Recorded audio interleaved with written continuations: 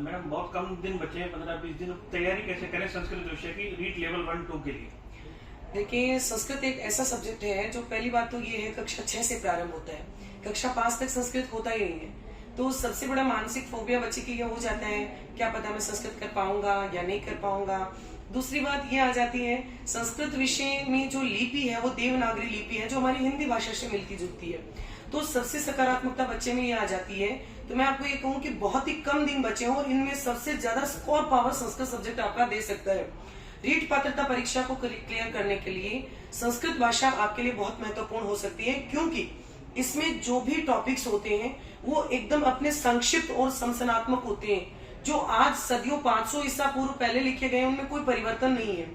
तो संस्कृत भाषा की तैयारी करने के लिए कम समय में जो यूनिट्स व्याकरण और शिक्षण विज्ञान दोनों 15-15 नंबर के एवरेज में आती हैं, उनमें जैसे वर्ण विचार है, सबसे ज्यादा स्कोर 5-6 क्वेश्चन तो पहली यूनिट में से ही आ जाते हैं। समय ज्ञान, संख्या ज्ञान जो अनिवार्य प्रश्न आता है, छंद का प्रश्न अनिवार्य है। कुल मिलाकर 11 प्रश्न तो केवल अनिवार्य टॉपिक है जो छोटे छोटे टॉपिक हैं, और यदि वो कवर कर लिए तो हमारा आत्मविश्वास बढ़ेगा। जैसे ही आत्मविश्वास बढ़ता है हम सकारात्मकता की ओर बढ़ते हुए शिक्षण विधियों की एकदम टिप्स पे टॉपिक होते हैं, पूर्ण प्रामाणिक मैटर होता है। संस्कृत भाषा कम समय में एक स्कोर पावर होता है जिसमें 30 में से 30 नंबर लाने की संभावना होती है। मैडम ऑनलाइन पढ़ाई की जाए या रिवीजन किया जाए अब तक जो पढ़ा है?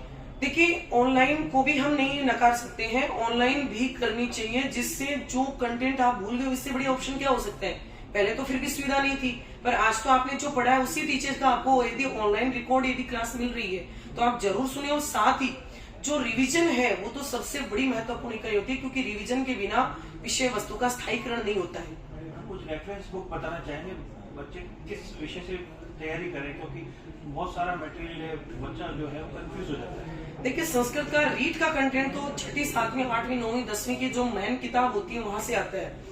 अगर उसके पीछे का कंटेंट देखें तो अपने पास में कोई समस्या बहुत बड़ी हो सकती है कि इतना टाइम भी नहीं है। आप संस्कृत समृद्धि पुस्तक से पढ़ सकते हैं, या आपको जो क्लास नोट्स लिखाए जा रहे हैं आप उसके माध्यम से पढ़ सकते हैं। साथ ही जो संस्कृत की प्रामाणिक कुछ जैसे कपिल द्विवेदी की किताबें हो रही हैं, सामान्य व्याकरण की जो किताबें आ रही हैं, 10वीं तक की सामान्य व्याकरण संस्कृत की पुस्तक है, वहां से भी बहुत अच्छी सरल भाषा में आप रिविजन कर सकते हैं।